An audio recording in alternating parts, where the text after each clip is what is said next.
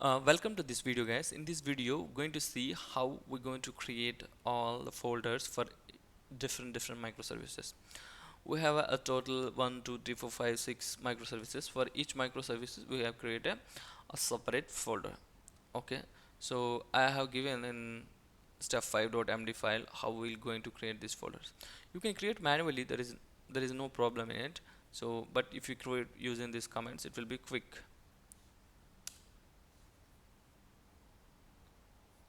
Okay, so I have, using this command, I have created all the folders.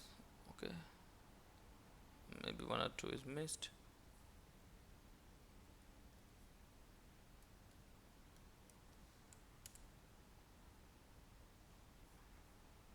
1 2 3 4 5 6. Okay, we have created. Now in each folder we require an index.txt file. So this is, you can say, this is the landing file. This is the first file of each service. When we call this particular service, it will be landed in this index.txt file only. So if you go here and check, oh god, this is not created properly. Wait a second, guys, dashboard is not created properly.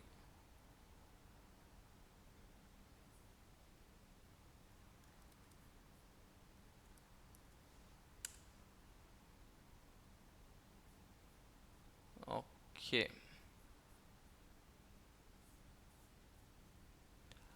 now I have created index.js file. Okay, so this is the landing file. Okay, I have created properly. Just verify once you create it. If not, and execute the commands again, it will be created. And then each service is a microservice, so each service should have its own manifestation file, that is packet.json file. So I have given a command here to create the packet.json file in each and every folder. Okay. Okay, now packet.json also created. Now we have to update the ts config. So why we are going to update this ts config? See, the ts config is the one, it has, specific compilation options. Okay, and some parameters, what to check, what not to check. Okay, these kind of things will be there in a ts config file.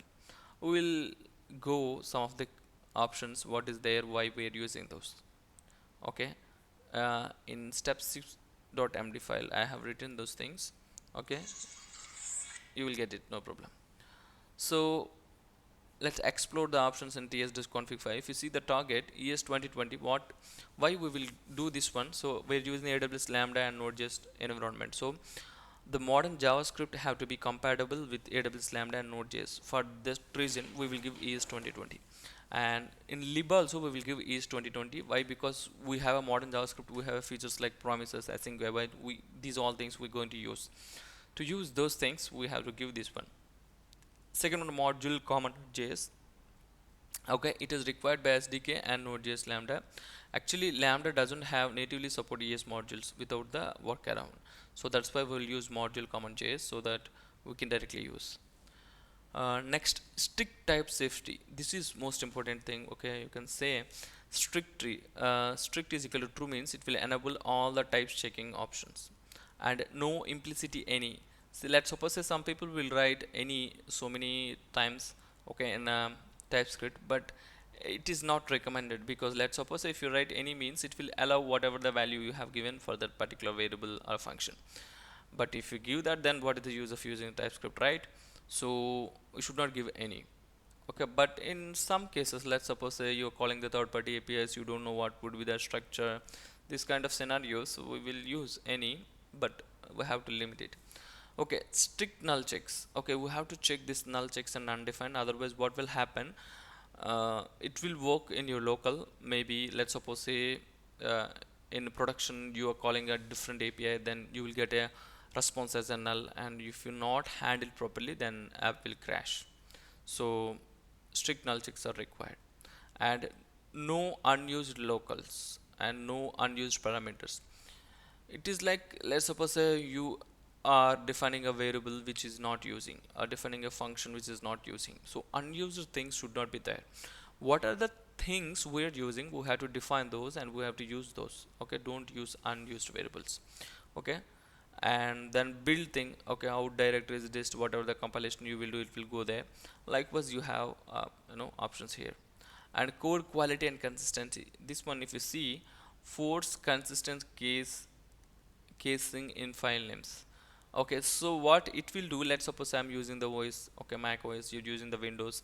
Okay, different OSs use different people. So but whatever the file names, file cases we have given, it should not be with respect to the particular OS. It should be same across all different operating systems. Okay, that what it is forcing.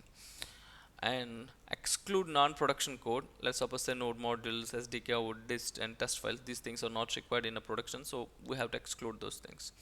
And Node.js type support. Okay, so types node, you have to give this one. So TypeScript, okay, Node.js will support the TypeScript. Okay, there is one more, yeah, this one, ES module interop. See, this one is true.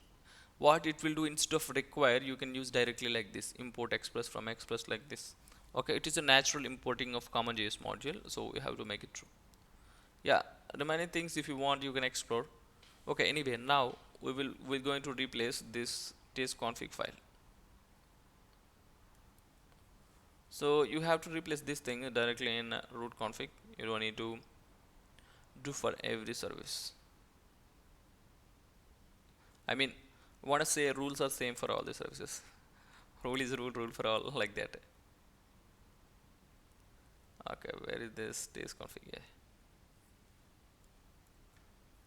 Okay, I have replaced. Okay, in the next video, what we will do, in each and every service, whatever the package.json is there, so each and every service required a specific modules. Let's suppose if you deal with auth service, what you required is cognito. Okay, if you deal with the dashboard, maybe you required a DynamoDB, like that.